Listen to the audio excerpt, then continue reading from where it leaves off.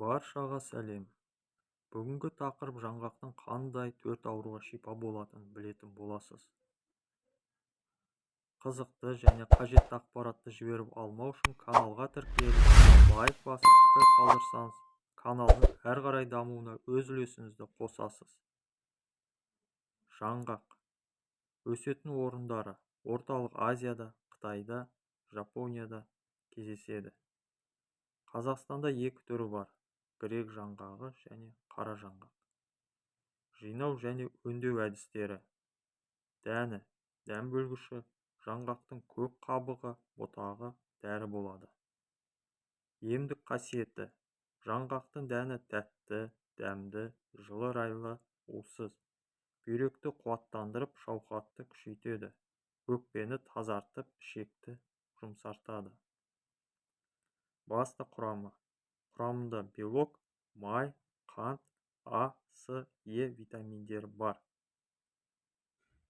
Ем болатын аурулары және пайдаланылуы: бірінші, дене әлсіздігіне, бел сыздап ауырғанда, бас айналып, құлақ шыңылдауға арналған ем.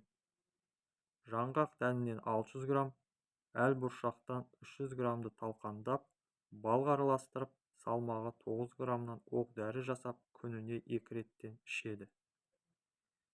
Екінші, созылмалы жөтелге: жаңғақ дәні 50 дана, рынсынан 150 грамм, өрік дәні 350 дана, барлығын қосып талқандап, балға араластырып, салмағы 9 граммнан оқ-дәрі жасайды.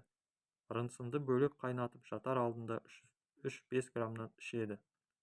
Үшінші, несеп жолына тас байлануға: жаңғақ дәнінен 1 үлес, күріш көжеден 1 үлес алып араластырып, жалғасты бірнеше күн ішеді. Төртінші, несептің жиі келуіне: жаңғақ дәнін пісіріп, жатар алдында жылы арақпен ішеді. Істелу мөлшері 9-15 грамм. Видео пайдалы болған болса, туысқандарыңызға, достарыңызға жіберіп, олардың да дені сау болуына өз септігіңізді тигізіңіз. Бұл видео танысу сипатына екенін және кез келген жағдайда дәрігермен кеңесуіңіз қажет екенін ескертеді. Келесі видеода жүздескенше аман сау болыңыздар.